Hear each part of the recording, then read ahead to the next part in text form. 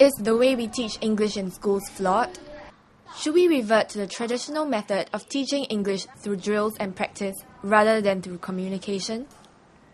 These questions were posed by concerned parents at the Sunday Times Parents Forum. The communication plan, when it was actually shared with the teachers, and because teachers were all trying to grapple with teaching the communicative approach, somehow or other just played a little bit down in terms of the grammar teaching. Okay? And then later on, somehow it was just presumed or assumed that it was actually not taught.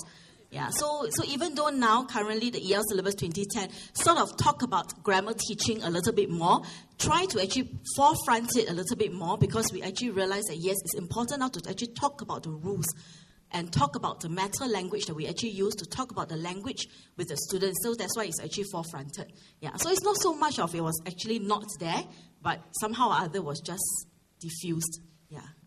That's not to say the communicative approach is without merits.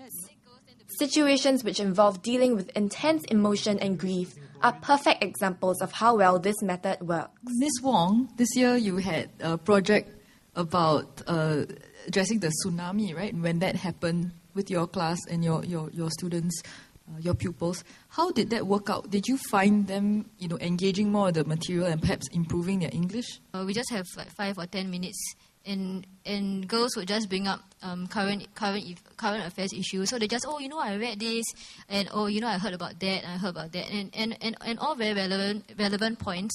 So even the girls who started off as very quiet and very withdrawn, some girls from other countries, I have a lot of foreign students in my classes. Over time, they have gotten the hang of it, and they will just volunteer their whatever stories they have. So even small things like, that there's a new phone now that you can flip like that, or you can roll up in a piece of paper. Kids are interested in in a wide variety of things.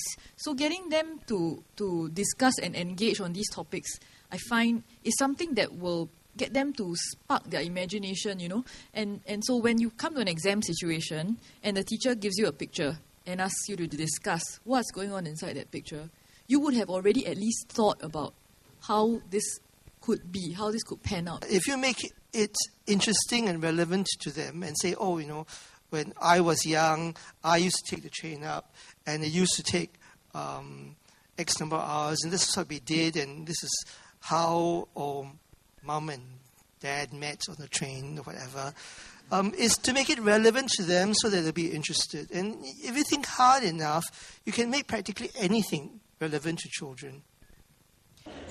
This proves it's really not difficult to spark a child's interest in news and current affairs. Next, parents get tips on how to manage a temper tantrum.